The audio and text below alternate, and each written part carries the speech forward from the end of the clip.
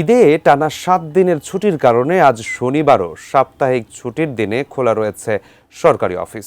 খুলনা সদর ভূমি অফিসে ঠিক এই মুহূর্তে রয়েছেন বিভাগীয় প্রতিনিধি মোহাম্মদ অসীম। সরকারি কর্মকর্তা কর্মচারীদের উপস্থিতির বিষয়ে সরাসরি জানতে চাইব তার কাছ থেকে। অসীম, আজকেও তো আসলে পবিত্র ঈদুল আজহার জন্য সরকারি অফিস আদালতগুলো খোলা রয়েছে। আপনি কি দেখছেন, সর্বশেষ তথ্য আপনার কাছ থেকে জানতে চাইছি।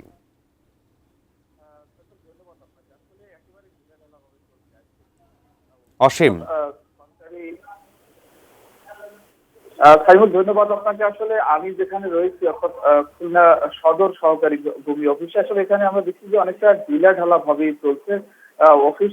সকাল থেকে আসলে এখন পর্যন্ত এখানে যিনি সহকারী ভূমি অফিসার রয়েছেন তিনি এখন পর্যন্ত আসেনি। আর অন্যদেরও কিন্তু একই অবস্থা, যেহেতু শনিবার আর সাধারণ মানুষেরও কিন্তু উপস্থিতি অনেকটা কম। এখানে যারা সেবার জন্য আসছে আসলে তাদের কেউই আমরা এখনো পর্যন্ত দেখিনি। আর কর্মকর্তা কর্মচারীদের এই একই অবস্থা বিরাজ করছে। আসলে সরকার যে উদ্দেশ্য করে এই ঈদের 7 দিনের ছুটির আগে এই আজকে সরকারি অফিস খোলা রেখেছিল, আসলে সেটি কাজের কাজ আসলে এই ভূমি অফিসে একেবারেই হচ্ছে না বলে আমরা বলতেই পারি। কারণ সরকার ভেবেছিল যে কর্মক্ষেত্রগুলোতে ঈদের আমেজ এবং ছুটির যে ভারসাম্য রক্ষার যে উদ্দেশ্য সেটি করে কিন্তু এটি সিদ্ধান্ত নিয়েছিল যে আজ অফিসগুলো খোলা থাকবে। তবে অফিসগুলো একেবারে কর্মকর্তা কর্মচারী শূন্য প্রায়টা, এবং একই সাথে যারা সেবাগ্রাহী তাদেরও উপস্থিতি নেই। আপনাকে যদি আমি দেখাই, এখনো পর্যন্ত কিন্তু অনেক রুম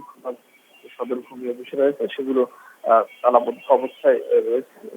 কখন যে কর্তা ব্যক্তি আসবেন সে বিষয়ে কিন্তু বলাটা অনেক মুশকিল, কারণ তাদের সঙ্গে আমরা কথা বলতে পারি না, কারণ তারা এখানে আসেনি এবং তারা তাদের সাথে ফোনে যোগাযোগের চেষ্টা করছে, তারা সেটাও কিন্তু পাওয়া যায়নি। আসলে তাহলে বলা চলে যে সরকারি যে অফিস খোলা রাখছে এটি মূলত অনেকটাই মূলত আমরা দেখেছি যে আমরা একটা অফিস দেখতে চাই। এখানে মূলত সরকারি যিনি সহকারী সদর ভূমি অফিসের কর্মকর্তা রুমটার ভিতরে দেখাই, এটি একেবারেই এখনো পর্যন্ত খালি রয়েছে, আসার এখনো পর্যন্ত নেই। আর এখানে যারা রয়েছেন একজন সরকারি একই অবস্থায় তারা কখন আসবে সেটি বলতে সব মিলিয়ে একটি